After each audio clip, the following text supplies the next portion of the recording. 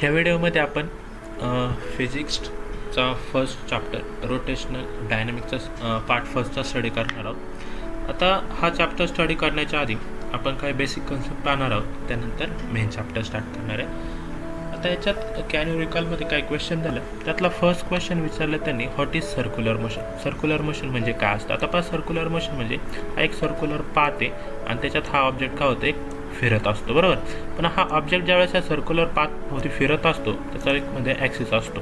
Circular मोशनमध्ये लक्षात ठेवायचं, हा ॲक्सिस ऑब्जेक्ट बरोबर कधीही रोटेट होत नाही किंवा मूव्ह होत नाही. ते रोटेशनल मोशनमध्ये काय होतं, ॲक्सिस मूव्ह होतो. तर रोटेशनल मोशन आणि सर्क्युलर मोशनमध्ये हा एकच डिफरन्स आहे की सर्क्युलर मोशनमधला जो काय ॲक्सिस असतो तो ऑब्जेक्ट बरोबर मूव्ह होत नाही, पण रोटेशनल मोशनमध्ये ॲक्सिस ऑब्जेक्ट बरोबर मूव्ह होतो. तर सर्क्युलर मोशन म्हणजे काय, हा जो ऑब्जेक्ट आहे तो काय होतो, एक फिक्स स्पीडने, एका कॉन्स्टंट स्पीडने हा सर्क्युलर पाथभोवती फिरत असतो, त्यालाच काय म्हणतात, सर्क्युलर मोशन. ओके. त्यानंतर पुढचा विचारला आपल्याला, what is the concept of centre of mass. Centre of mass म्हणजे काय असतं. तर इथं पहा, एक डायग्राम आहे, त्याच्यात हा सेंटर आहे ब्लॅक कलरचा आणि बाकीचे सगळे छोटे छोटे काय पार्टिकल आहे. आता कोणता पण पार्टिकल असेल तर पार्टिकलला त्याचा एक फिक्स ठराविक काय असतं, एक मास असतो, बरोबर. प्रत्येक पार्टिकलला त्याचं काय असतं, मास असतं. पण ह्या सगळ्या पार्टिकलचं मास हे सेंटरकडे अट्रॅक्ट असतं. कुठं अट्रॅक्ट असतं, सेंटर. म्हणजे या सगळ्यांचं मास कुठं असतं, सेंटरमध्ये असतं, त्यालाच म्हणतात सेंटर ऑफ मास. ओके. त्यानंतर पुढचं आहे, what are the kinematic equation of motion. हे तीन इक्वेशन आपल्याला माहिती कायनेमॅटिकचे काय, v equal to u plus a t. V म्हणजे फायनल व्हेलॉसिटी, यू म्हणजे इनिशियल व्हेलॉसिटी, म्हणजे ॲसिलेशन आणि टी म्हणजे टाईम. ओके. हे फर्स्ट कायनेमॅटिक इक्वेशन आहे. त्यानंतर सेकंड कायनेमॅटिक इक्वेशन काय आहे, तर एस म्हणजे displacement equal to u t plus 1/2 AT square. U t म्हणजे काय, यू म्हणजे इनिशियल टेम्परेचर, टी म्हणजे with respect to that time period, 1/2. A म्हणजे ॲसिलेशन, टी म्हणजे परत टाईम. आणि थर्ड कायनेमॅटिक इक्वेशन आहे, v square is equal to u square plus 2s. हे पण same, final velocity, initial velocity, acceleration आणि displacement. हे तीन झाले kinematic equation of motion. Okay. त्यानंतर लास्ट विचारलं आपल्याला, do you know about real and pseudo force. Real and pseudo फोर्समध्ये एकच लक्षात ठेवा, रिअल फोर्स म्हणजे ज्याला आपण पाहू शकतो. रिअल फोर्स म्हणजे काय, ज्याला आपण पाहतो, तो आपल्याला माहिती असतो फोर्स कोणत्या डायरेक्शनने त्याच्यावर ॲक्ट झाला आहे. आणि सुडो फोर्स म्हणजे हा इमेजनरी फोर्स, आपल्याला माहीत नसायची डायरेक्शन कोणती किंवा आपल्या डोळ्यांना तो फोर्स दिसत नाही. हे झाले रिअल आणि सुडो फोर्स. ओके. तर रिअल फोर्सचा लक्षात ठेवायचं, सेंट्रिपिटल फोर्स हा रिअल फोर्स असतो आणि सेंट्रिफ्युगल फोर्स हा सुडो फोर्स असतो. चॅप्टरमध्ये आहे पुढं की सेंट्रिफ्युगल फोर्स म्हणजे काय आणि सेंट्रिफ्युगल फोर्स म्हणजे काय. फक्त इथं लक्षात ठेवा, रिअल फोर्स म्हणजे आपल्याला तो दिसतो, सुडो फोर्स आपल्याला दिसत नाही, त्याची डायरेक्शन वगैरे आपल्याला माहिती नसतं. ओके. हे झाले कॅन यू रिकॉल. त्यानंतर थोडे कन्सेप्ट पाहिजे आपल्याला, डिस्प्लेसमेंट काय असतं, व्हेलॉसिटी काय असतं आणि ॲसिलेशन काय असतं, कारण ते आपल्याला फिजिक्समध्ये वापरावं लागतं. तर त्यातला फर्स्ट आहे डिस्प्लेसमेंट. आता त्याच्यात एक लक्षात ठेवा, डिस्प्लेसमेंट, व्हेलॉसिटी आणि ॲसिलेशनमध्ये एक रिलेशन आहे. ओके. काय रिलेशन आहे, तर ॲसिलेशन हे व्हेलॉसिटीवर डिपेंड असतं आणि व्हेलॉसिटी ही डिस्प्लेसमेंटवर डिपेंड असतं, हे लक्षात ठेवा. तर डिस्प्लेसमेंटची डेफिनेशन काय आहे, the shortest path between initial and final position. Okay. इथे दिले ना, डिस्प्लेसमेंट म्हणजेच एक लेंथ असते आणि minimum distance between initial and final position, त्याला आपण डिस्प्लेसमेंट म्हणतो. फॉर एक्झाम्पल पहा, ही ए प्लेस आहे आणि ही बी प्लेस. मला ए प्लेसपासून बी प्लेसपर्यंत जायचं, पण रोड ह्या टाईपचा आहे, असा वळणाचा रोड आहे, बघा. हा झाला त्याचं टोटल डिस्टन्स. पण मला शॉर्टकट पाथ पाहिजे, तर एपासून बीपर्यंतचा शॉर्टकट पाथ म्हणजे त्याचं झालं ते डिस्प्लेसमेंट. ओके. आणि व्हेलॉसिटी म्हणजे काय असतं, rate of change of displacement म्हणजे व्हेलॉसिटी, आणि ॲसिलेशन म्हणजे rate of change of velocity. म्हणून म्हटलं की ॲसिलेशन व्हेलॉसिटीवर डिपेंड असतं आणि व्हेलॉसिटी डिस्प्लेसमेंटवर डिपेंड असतं, कळलं. तर डिस्प्लेसमेंटचं युनिट आहे मीटर आणि त्याला रिप्रेझेंट करतात डी किंवा एसने. त्यानंतर अँग्युलर डिस्प्लेसमेंट म्हणजे काय, हे डिस्प्लेसमेंट पाहिजे हे लिनियर होतं, एक फिक्स एकाच डायरेक्शनने होतं. तर हे डिस्प्लेसमेंट जे की अँग्युलर डिस्प्लेसमेंट आहे, हे एक सर्क्युलर पाथ होते असतं. ओके. हे सर्क्युलर पाथ आहे. पहा, हा इनिशियल पोझिशन आहे, ही फायनल पोझिशन. इनिशियल पोझिशनपासून फायनल पोझिशनपर्यंत जाताना अँगलमध्ये जो काही चेंज होतो तोच झाला अँग्युलर डिस्प्लेसमेंट. यात काय होतं, angle through which and object move on A circular path. जो ऑब्जेक्ट मूव्ह होतो एका ठराविक विशिष्ट अँगलने मूव्ह होतो त्यालाच म्हणतात अँग्युलर डिस्प्लेसमेंट. याला डिनोट करतात थिटाने आणि याचा युनिट आहे रेडियन किंवा डिग्री. ठराविक जास्त करून त्याला आपण रेडियनमध्येच यूज करतो. ओके. हे झालं डिस्प्लेसमेंट आणि अँग्युलर डिस्प्लेसमेंट. नेक्स्ट पाहायचं आपल्याला व्हेलॉसिटी आणि अँग्युलर व्हेलॉसिटी म्हणजे काय. तर व्हेलॉसिटी म्हणजे काय, आता सांगितलं तर व्हेलॉसिटी म्हणजे rate of change of displacement per unit time. एका ठराविक टाईममध्ये किती स्पीड चेंज झालं किंवा किती डिस्प्लेसमेंट किंवा ऑब्जेक्टची पोझिशन कितीच्या स्पीडने चेंज झाली त्याला आपण व्हॅलॉसिटी म्हणतो. व्हॅलॉसिटी म्हणजे थोडक्यात ऑब्जेक्टचं स्पीड, त्याला डिनोट करतो आपण व्हीने. आणि इथं म्हटलं होतं डेफिनेशनमध्ये displacement per unit time, displacement per unit time, डिस्प्लेसमेंटसाठी एस वापरतो, टाईमचा टी. ओके, हे झालं त्याचं v equal to s upon t. आणि युनिट डिस्प्लेसमेंटचं युनिट मीटर, टाईमचं युनिट सेकंद, म्हणजे झालं मीटर पर सेकंद. ओके, त्याच्यानंतर अँग्युलर व्हॅलॉसिटी म्हणजे काय? अँग्युलर व्हॅलॉसिटी म्हणजे rate of change of position of angle. याच्यात कशाचा स्टडी करणार आपण? पोझिशन ऑफ अँगलचा विथ रिस्पेक्ट टू टाईम. इथं डिस्प्लेसमेंट, ओके, इथं काय चेंज होतो? त्याचा अँगल चेंज होतो, जसं अँग्युलर डिस्प्लेसमेंटमध्ये पाहिलं होतं आपण तसं. त्याला डिनोट करतो आपण ओमेगाने, अँग्युलर डिस्प्लेसमेंटला डिनोट केलं होतं थिटाने. त्याचा फॉर्म्युला काय होणार? D theta upon t. का? तर change of position of angle with respect to time, म्हणून डी थिटा अपॉन टी. आता डी थिटा दोन असणार, एक फायनल आणि एक इनिशियल, म्हणून theta final minus theta initial upon t. आणि थिटाचा रेडियन आणि टीचा सेकंद, म्हणून याचं युनिट काय झालं? रेडियन पर सेकंद. ओके, त्यानंतर नेक्स्ट पाहायचं आपल्याला ॲक्सेलरेशन आणि अँग्युलर ॲक्सेलरेशन. ॲक्सेलरेशन म्हणजे मग कसे सांगितलं होतं काय? Rate of change of velocity per unit time. Acceleration म्हणजे काय? Rate of change of velocity per unit time म्हणजे झालं ॲक्सेलरेशन. डिनोट करतात स्मॉल एने, आणि त्याचा फॉर्म्युला काय? Rate of change of velocity per unit time म्हणजे टी आला डिनॉमिनेटरला, म्हणजे व्ही अपॉन टी. आणि युनिट पण होणार, व्हॅलॉसिटीचं युनिट काय? मीटर. पर युनिट टाईम म्हणजे सेकंद, आणि पर युनिट टाईम. आणि दोन व्हॅलॉसिटी काय असते? Rate of change of velocity per unit time हे ॲक्सेलरेशन असतं, म्हणून त्याचं युनिट काय होणार आहे? मीटर पर सेकंद स्क्वेअर. हे ॲक्सेलरेशनचं युनिट लक्षात ठेवायचं. कळलं? त्याच्यानंतर अँग्युलर ॲक्सेलरेशन काय असतं? अँग्युलर ॲक्सेलरेशन म्हणजे काय? Rate of change of angular velocity. जसं ॲक्सेलरेशन व्हॅलॉसिटीवर डिपेंड, तसं अँग्युलर ॲक्सेलरेशन सुद्धा अँग्युलर व्हॅलॉसिटीवर डिपेंड असतं. म्हणजेच rate of change of angular velocity per unit time, त्याला डिनोट करतात अल्फाने. त्याचा फॉर्म्युला मग जसं आपण पाहिलं, अँग्युलर व्हॅलॉसिटीचा फॉर्म्युला काय होता? D theta upon t. आणि अँग्युलर व्हॅलॉसिटी म्हणजे ओमेगा, म्हणून rate of change of angular velocity म्हणून डी ओमेगा अपॉन टी आला इथं. डी ओमेगा म्हणजे 2, त्याला इनिशियल आणि फायनल पोझिशन असते, म्हणून omega final minus omega initial upon T हा झाला अँग्युलर ॲक्सेलरेशनचा फॉर्म्युला. त्याचं युनिट काय? रेडियन पर सेकंड स्क्वेअर. हे झाले बेसिक कन्सेप्ट जे की आपल्याला फिजिक्समध्ये यूज करायचे. नेक्स्ट आता आपल्याला स्टार्ट करायचं आपलं मेन कन्सेप्ट, सर्क्युलर मोशन म्हणजे काय असतं. आता मागाशी मी सांगितलं होतं की सर्क्युलर मोशन काय असतं? एक फिक्स, बरोबर, एक मध्ये ॲक्सेस आहे आणि हा त्याचा एक ऑर्बिट आहे, पाथ आहे, आणि हा ऑब्जेक्ट काय होतो? ह्या पाथ होते असा सर्क्युलरली काय होतं? मूव्ह होतं, बरोबर. आता हे सर्क्युलरली मूव्ह होतं म्हणजे झालं त्या ऑब्जेक्टचं सर्क्युलर मोशन. ओके, आणि ह्या सर्क्युलर मोशनमध्ये ऑब्जेक्ट टुवर्ड्स सेंटरवर काय करतो? सेंट्रिपिटल फोर्स अट्रॅक्ट असतो, बरोबर. हा जो ऑब्जेक्ट आहे तो ॲक्सिस कसा? सेंट्रिपिटल फोर्सने अटॅच असतो. म्हणजे जो ऑब्जेक्ट फिक्स पाथभोवती फिरतो म्हणजे त्याच्यामध्ये काय विशिष्ट प्रकारचा फोर्स आहे, तो जो ॲक्सेस आहे त्या ऑब्जेक्टला काय करतो? धरून ठेवतो. कोणत्या फोर्सने? तर सेंट्रिपिटल फोर्सने. हे लक्षात ठेवायचं. हा ऑब्जेक्ट मूव्ह होणार, हा सेंटर काय होणार? इथं फिक्स राहणार. हा सेंटर मूव्ह होत नाही. सर्क्युलर मोशनमध्ये सेंटर किंवा ॲक्सिस पण म्हणतात त्याला, तो मूव्ह होत नाही, फक्त ऑब्जेक्ट काय होतं? या ऑर्बिट भोवती फिरत असतो, यालाच म्हणतात सर्क्युलर मोशन. आणि व्हॅलॉसिटी म्हणजे त्याच्या पर्टिक्युलर स्पीडने फिरत असतो. फॉर एक्झाम्पल घ्या, सन आहे, सनच्या भोवती भरपूर प्लॅनेट असे रिव्हॉल्व होत असतात फिक्स ऑर्बिट भोवती. जसं समजा अर्थचं एक्झाम्पल घ्या, ही अर्थ, ही सन भोवती काय होते? रिव्हॉल्व होते ना. हे झालं काय? त्या अर्थचं सर्क्युलर मोशन. आता सन काय असतो? याचा ॲक्सेस झाला. समजा सन काय झाला? ॲक्सेस हा फिक्स असतो, सन फिरत नाही, फक्त काय होते? अर्थ रोटेट होते.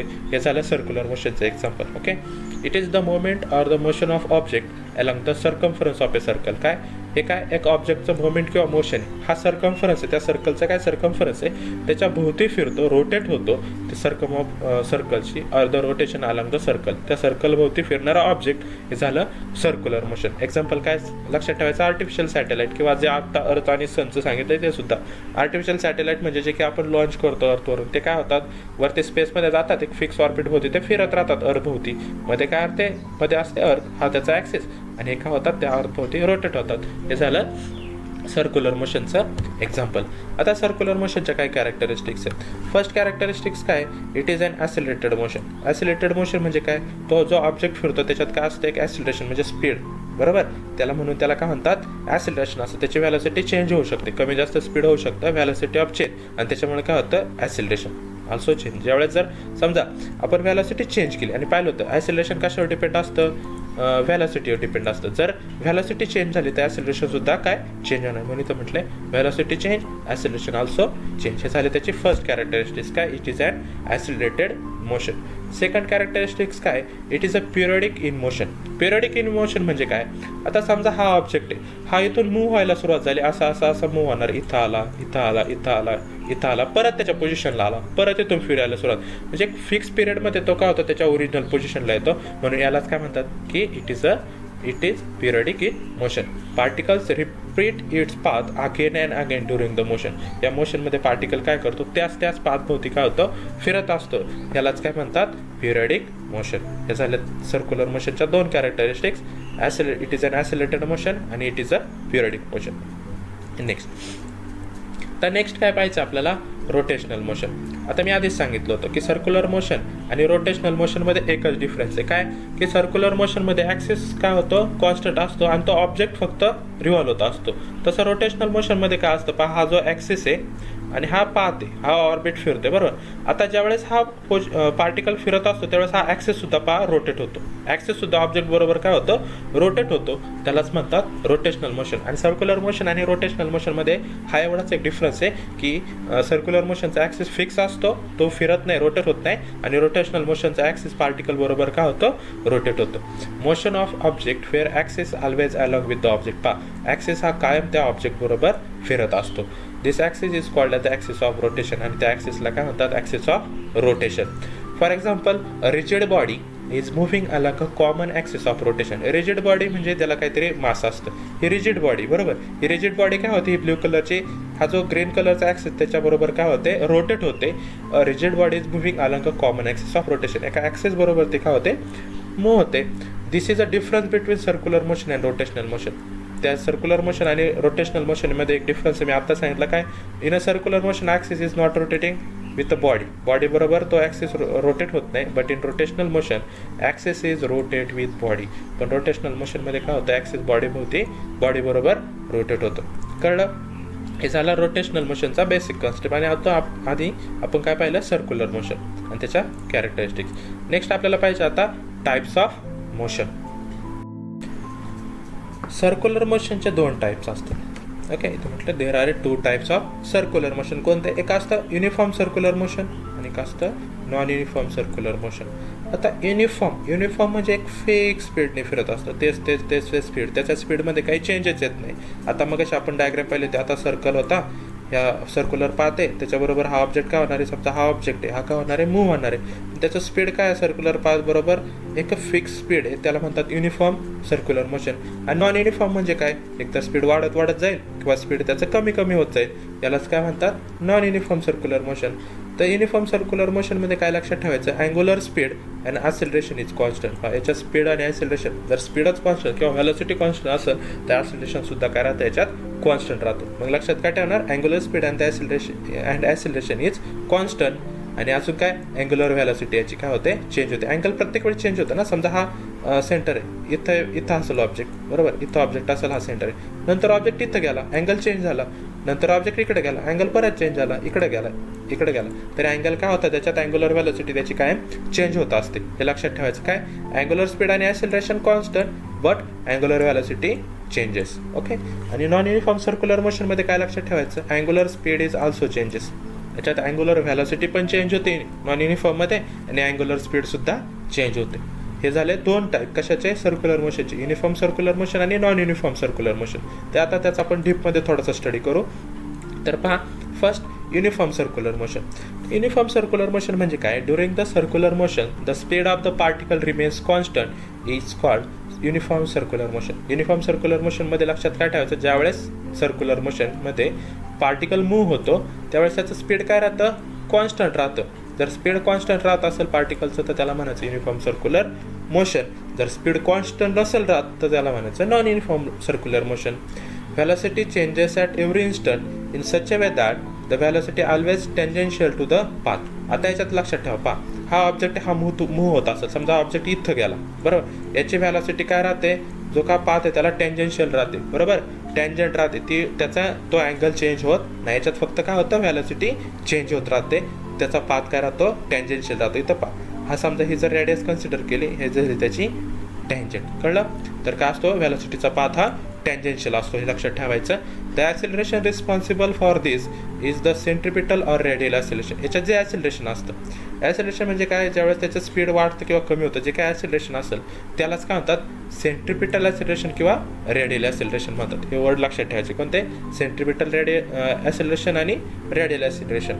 इथं पहा ए आर बार. आता बार म्हटले, हे माहिती आहे बारचा अर्थ काय होतो, ॲक्सिलरेशन आपल्याला ई पण लिहितो आणि ॲक्सिलरेशनला इथं आता ए बार पण म्हटले, आणि रेडियल ॲक्सिलरेशन म्हणून इथं काय म्हटलं, त्याच्या बेसला स्मॉल आर म्हटलंय. बा समजा ज्यावेळेस फक्त ए लिहितात त्यावेळेस त्याचं काय म्हणतात, मॅग्निट्यूड, म्हणजे त्याच्यात त्याची डायरेक्शन कन्सिडर केली गेली नाही. पण इथं पहा, हे ॲरो दाखवले म्हणजे याची डायरेक्शन सांगितली. ओमेगा आणि रेडियलची डायरेक्शन ह्या बाजूला आहे, ॲक्सिलरेशनची डायरेक्शन म्हणजे त्याचा फोर्स रेडियल जो ॲक्सिलरेशन आहे ते टुवर्ड्स सेंटर असतं, म्हणून त्याची डायरेक्शन टुवर्ड्स सेंटर दाखवली, कळलं. म्हणून त्याच्यावर काय लिहितात, बार, म्हणजे ॲक्सिलरेशन काय झाले, व्हेक्टर क्वांटिटी झाली, कळलं. आणि त्याचा फॉर्म्युला काय होतो ॲक्सिलरेशनचा, ओमेगा स्क्वेअर इंटू आर. हा एक फॉर्म्युला लक्षात ठेवायचा ॲक्सिलरेशनचा, काय, acceleration equal to omega square into r. पण त्याची डायरेक्शन अपोजिट आहे, ओमेगाला आणि रेडियसला अपोजिट आहे, म्हणून त्याचं साईन काय देणार, मायनस. म्हणून acceleration equal to minus omega square into r bar. Bar म्हणजेच काय, व्हेक्टर क्वांटिटी, कळलं. For uniform circular motion magnitude is constant. Magnitude constant असं पहा, मॅग्निट्यूडला कोणतंही साईन देत नाही, म्हणजे तिथं acceleration is equal to omega square r राहणार फक्त. आता इथं काय केलं, इक्वल टू लक्षात ठेवायचं, पहा ओमेगा स्क्वेअर अपॉन आर, कारण ओमेगाचा अँग्युलर व्हेलॉसिटीचा फॉर्म्युला आहे व्ही अपॉन आर. हा काय ॲक्सिलरेशनचा फॉर्म्युला आहे, व्हेलॉसिटीचा फॉर्म्युला आहे. ती व्हॅल्यू, ओमेगाची व्हॅल्यू काय करायची, तिथं पुट केली. समजा ह्या ओमेगा स्क्वेअरच्या ऐवजी आपण व्ही अपॉन आर टाकलं तर काय होणार, पहा ओमेगा स्क्वेअर म्हणजे इथं काय होणार, v square upon r square टाकला ओमेगा, आणि हा एक आर तसाच, मग याच्यातला एक आर आणि याच्यातला एक आर गेला, मग काय राहिला, व्ही स्क्वेअर अपॉन आर म्हणजेच व्ही इंटू ओमेगा. परत इथं ओमेगाची व्हॅल्यू देऊन टाका, व्ही स्क्वेअर म्हणजे v into v, v upon r काय झाला, ओमेगा. आताच पाहिला पण व्ही अपॉन आर म्हणजे ओमेगा, म्हणजेच इथं व्ही आणि एक आरच्या जागेवर ओमेगा टाकला, एक व्ही तसाच. त्या ॲक्सिलरेशनचे हे तीन फॉर्म्युला लक्षात ठेवायचे, कोणते, omega square r, v square upon r किंवा व्ही इंटू ओमेगा. हे तिन्ही फॉर्म्युले ॲक्सिलरेशनचे. ओके, लास्ट सांगितले, it is always directed toward the centre. काय, युनिफॉर्म सर्क्युलर मोशन हे ऑलवेज टुवर्ड द सेंटर असतं, म्हणून याची डायरेक्शन ही दाखवलेली ॲक्सिलरेशनची. अलॉंग आर बार ही is called as the centripetal. सेंटरकडे येतं म्हणून सेंट्रिपिटल ॲक्सिलरेशन. राहील लक्षात, सेंटरकडे येणारा फोर्स म्हणजे सेंट्रिपिटल फोर्स किंवा ॲक्सिलरेशन असेल तर ॲक्सिलरेशन. आता इथं फॅनचं एक्झाम्पल दिलं आहे, फॅनचं एक्झाम्पल सुद्धा एक युनिफॉर्म सर्क्युलर मोशन आहे, कारण फॅन ज्यावेळेस फिरतो त्यावेळेस त्याचं स्पीड काय राहतं, कॉन्स्टंट राहतं. फिरण्याच्या चालू करण्याची किंवा बंद करण्याची नाही, फक्त मध्ये फिरत असताना ज्यावेळेस हा फॅन रोटेट होतो त्याच्या ॲक्सिसला धरून, त्यावेळेस त्याचं कोणतं मोशन असतं, युनिफॉर्म सर्क्युलर मोशन. ओके, त्यानंतर नेक्स्ट आहे नॉन युनिफॉर्म सर्क्युलर मोशन. आता नॉन युनिफॉर्म सर्क्युलर मोशन म्हणजे काय, तर आत्ताच सांगितलं पहा, तो फॅन रोटेट होत होता, बरोबर. आता फॅन रोटेट होताना काय केलं आपण, त्याचा स्विच काय केला, बंद केला. स्विच बंद केल्याच्या नंतर त्याला पॉवर येण्याची काय झाली, बंद झाली, स्टॉप झाली. त्यावेळेस फॅनचं स्पीड काय होतं, हळूहळू कमी व्हायला सुरुवात होते, म्हणजे त्याच्या व्हॅलॉसिटीमध्ये काय झाला, चेंज व्हायला सुरुवात झाली. त्यालाच म्हणतात नॉन युनिफॉर्म सर्क्युलर मोशन. पहा, during circular motion the angular speed of the particle not constant is called non uniform circular motion. त्या पार्टिकलचं जर अँग्युलर स्पीड कॉन्स्टंट नसेल, आता फॅन ज्यावेळेस आपण स्टॉप करतो, बंद करतो, त्यावेळेस त्याचं स्पीड काय होतं, हळूहळू फॅन काय होतं, बंद होतो, म्हणजेच त्याचं स्पीड कॉन्स्टंट राहत नाही. अशाच मोशनला नॉन युनिफॉर्म सर्क्युलर मोशन म्हणतात. For non uniform circular motion the magnitude of A bar is not constant, आणि याचं मॅग्निट्यूड पण कॉन्स्टंट नसतं, म्हणून त्याला व्हेक्टरमध्ये दाखवावं लागतं.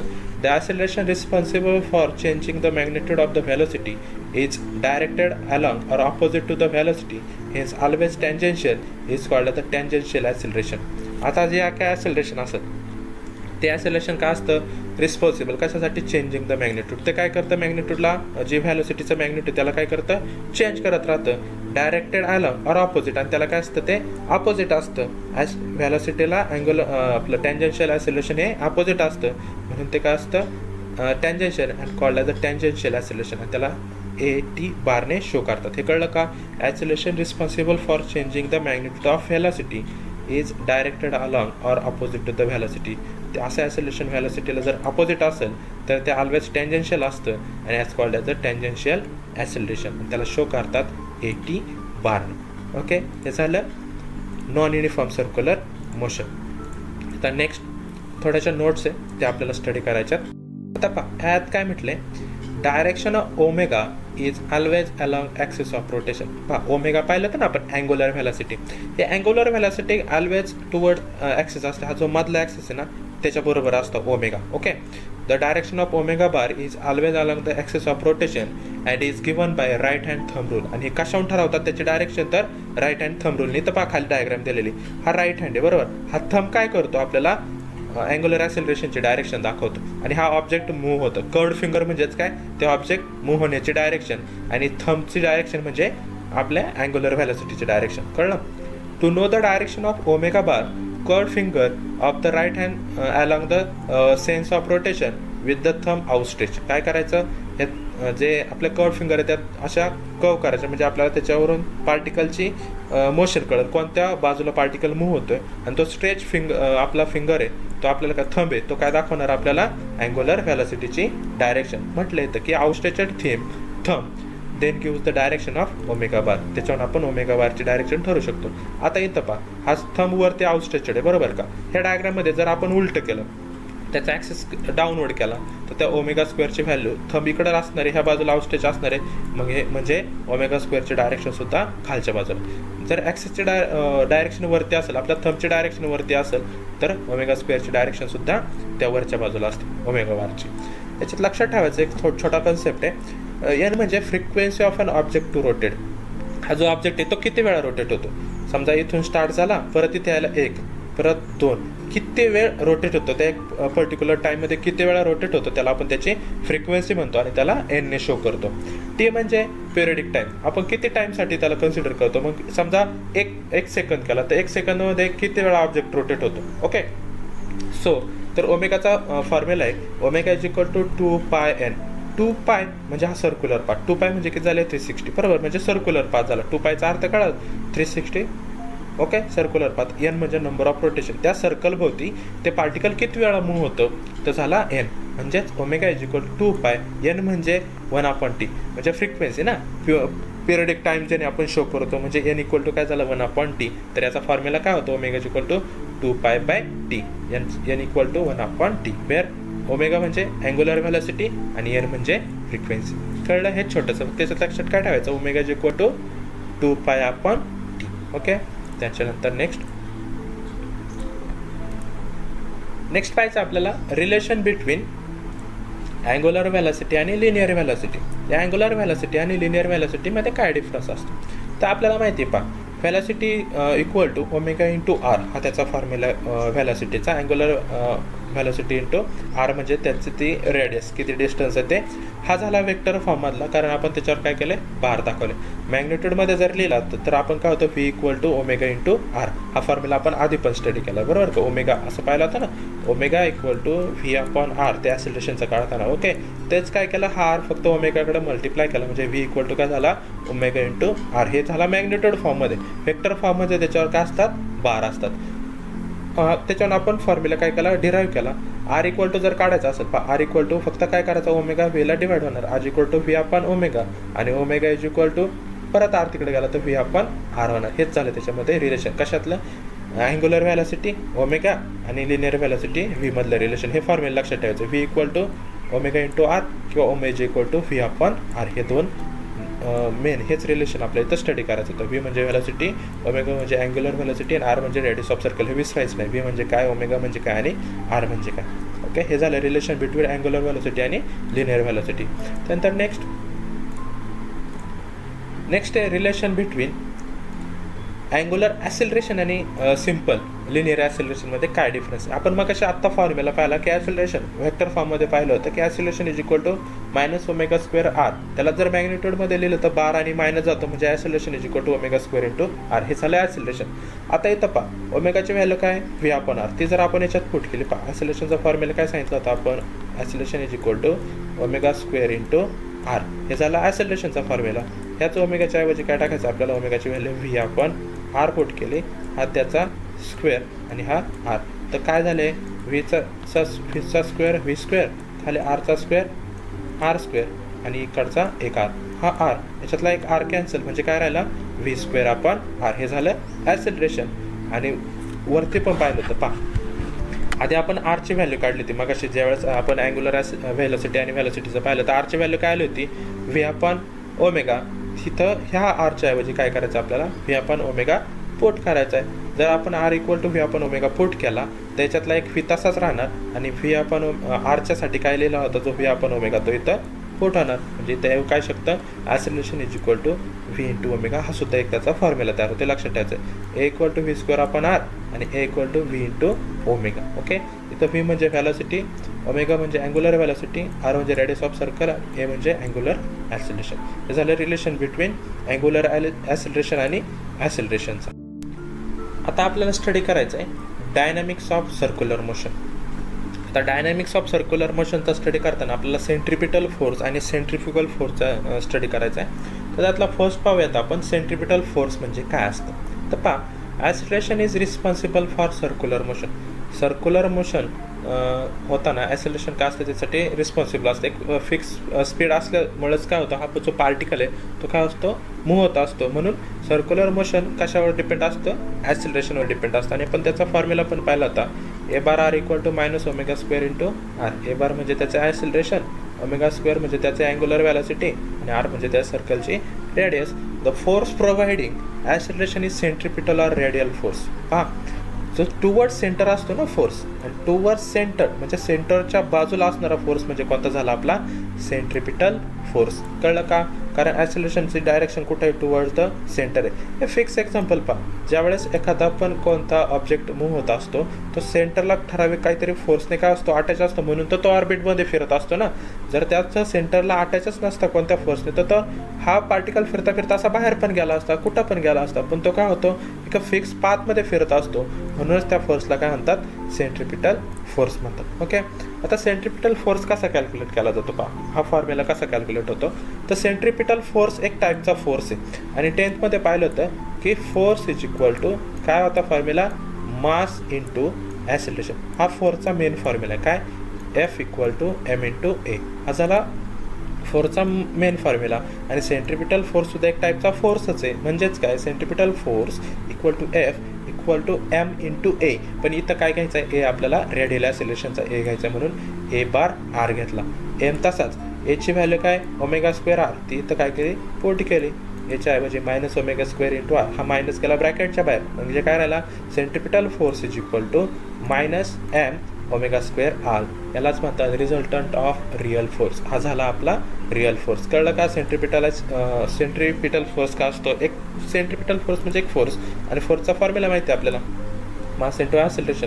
त्या ॲक्सेलरेशनची व्हॅल्यू फक्त पुट केली आणि हा आपल्याला काय म्हटलं सेंट्रिपिटल फोर्सचा फॉर्म्युला. आता हा सेंट्रिपिटल फोर्सचा फॉर्म्युला लक्षात ठेवायचा, कारण पुढे जेवढे पण काय डेरिव्हेशन येणार ह्या चॅप्टरमध्ये प्रत्येक डेरिव्हेशनमध्ये आपल्याला हा फॉर्म्युला काय करायचा आहे यूज करायचा आहे. ओके, तर नेक्स्ट त्यातलंच आपल्याला पाहिजे आता हा पुढचा राहिला कोणता सेंट्रिफ्युगल फोर्स. आता सेंट्रिफ्युगल फोर्स म्हणजे काय, सेंट्रिपिटल फोर्स काळा टुवर्ड तर काय असतं सेंटर असतं, तर सेंट्रिफ्युगल फोर्स त्याच्या अपोजिट असतो. हा अवे फ्रॉम सेंटर असतो, सेंटरपासून बाहेर जातो ऑब्जेक्ट. ऑब्जेक्ट काय होतं सेंटरपासून बाहेर जातो म्हणून याला सेंट्रिफ्युगल फोर्स म्हणतात. Force acting away from centre. पहा फोर्स काय होतं याच्यातला ॲक्टिंग अवे फ्रॉम सेंटर, सेंटरच्या पासून बाजूला ॲक्ट होतो. आणि सेंट्रिपिटल फोर्स काय होता टुवर्ड द सेंटर. हा एक डिफरन्स आहे. सेंट्रिपिटल फोर्स म्हणजे टुवर्ड द सेंटर आणि सेंट्रिफ्युगल फोर्स म्हणजे अवे फ्रॉम द सेंट्रल.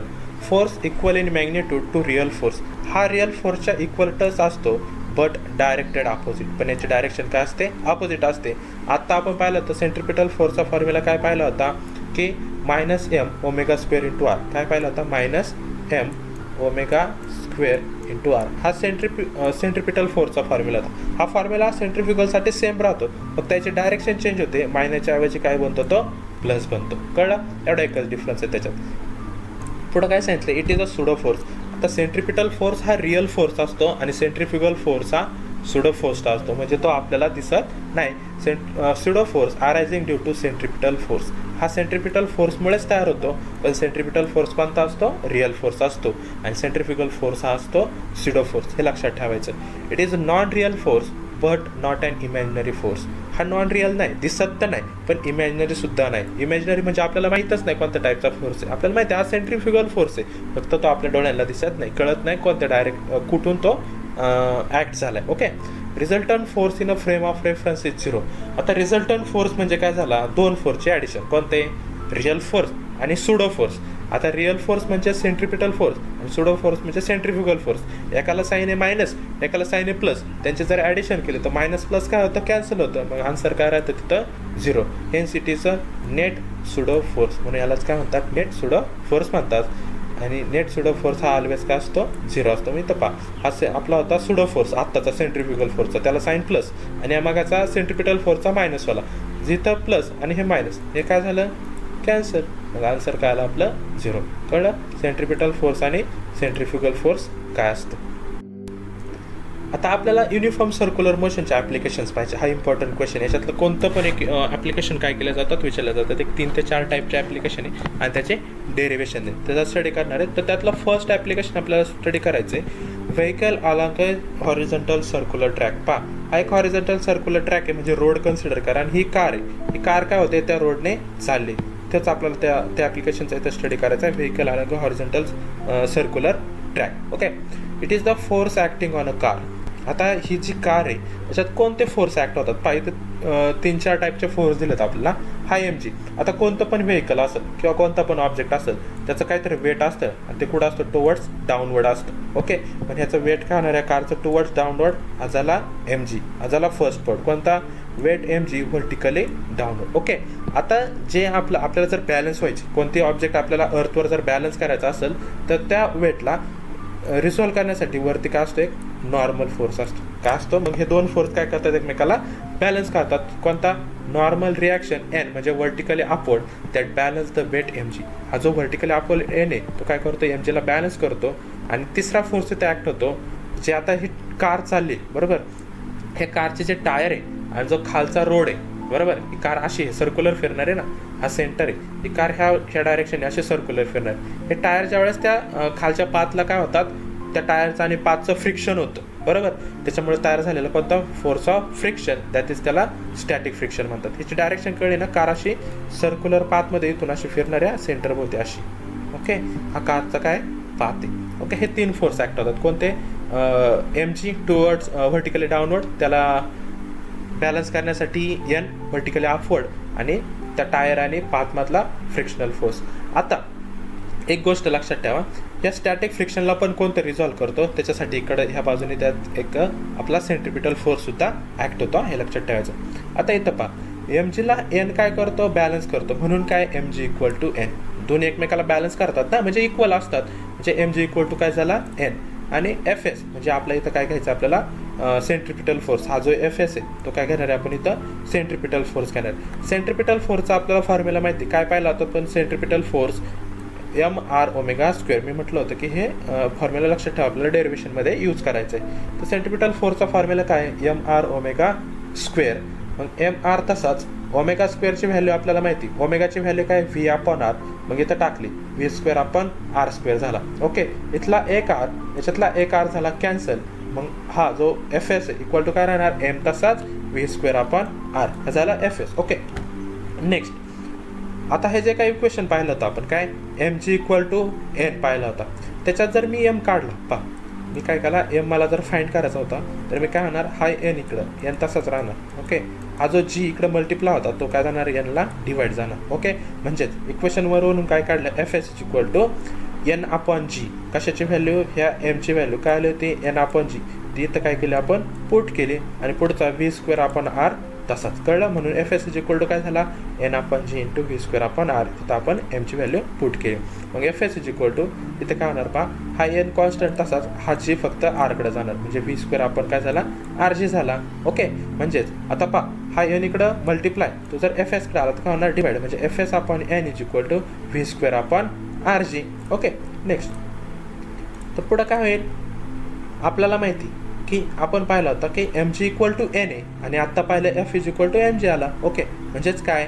जो एन आहे तो काय असणार आहे, एफ एसला डायरेक्टली प्रोपोर्शनल असणार आहे. पहा इथं एम जी, इकडं पण एम जी, म्हणून एन इक्वल टू काय झाला, एफ झाला. म्हणजे F S is equal to हा डायरेक्टली प्रोपोर्शनलच्या ऐवजी आपण काय टाकलं, इक्वल, आणि म्यू एस म्हणजे झाला तो कॉन्स्टंट ऑफ कोएफिशियंट, तो इथं काय केला, ॲड केला, म्हणजे इक्वल टू म्यू एस, बरोबर, इक्वल टू हाय एन इंटू हाय एन तसंच राहिला. म्यू एस काय घेतला आपण, हा जो अल्फा आहे तो आपण घेतो ना डायरेक्टली प्रोपोर्शनलचा कॉन्स्टंट, म्हणजे constant of coefficient of motion, म्हणून इक्वल आणि म्यू एस टाकला.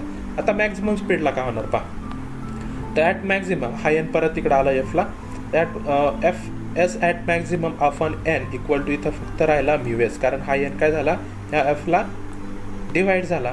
आता इथं पहा, आता आपण मागच्या फॉर्म्युल्यामध्ये पाडले, आता व्हॅल्यू काढली ना आपण फोर्सची, इथं पहा एफ इज इक्वल टू काय आला होता, ही व्हॅल्यू आता एफ आपण S is equal to V square आपण आर जी, तेच व्हॅल्यू इथं टाकायची, काय एफ एस आपण यांच्या ऐवजी व्ही स्क्वेअर आपण आर जी, आणि हा पुढचा म्यू एस तसा. ओके, मग हा आर जी जर इकडं डिवाइड होता, तो म्यू एस कडून काय झाला, मल्टिप्लाय झाला, म्हणजेच काय V square equal to mu S into R G झाला. इकडं स्क्वेअर आहे, दोन्ही बाजूचा जर आपण स्क्वेअर रूट घेतला तर V equal to square root of mu S upon R G.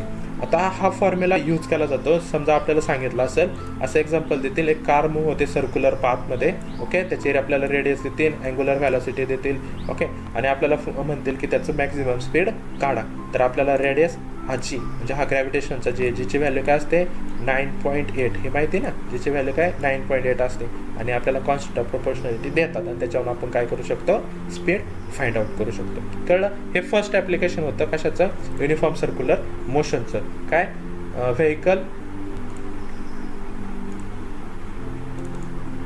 Vehicle along the horizontal circular path, या फर्स्ट ॲप्लिकेशनवर त्याच्या फॉर्म्युल्यावरून काय करतात, एक्झाम्पल विचारले जातात. ओके, तर नेक्स्ट व्हिडिओमध्ये आपण याचे नेक्स्ट ॲप्लिकेशनचा स्टडी करणार आहोत.